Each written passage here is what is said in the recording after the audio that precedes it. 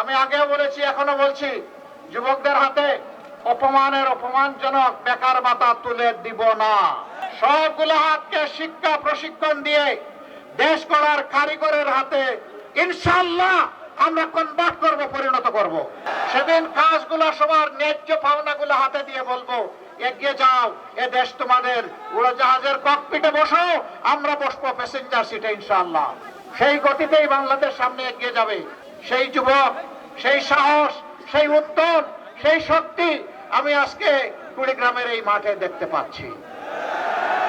যুবকরা তৈরি হয়ে যাও, এই বাংলাদেশ তোমাদের হাতে তুলে দিচ্ছি ইনশাআল্লাহ।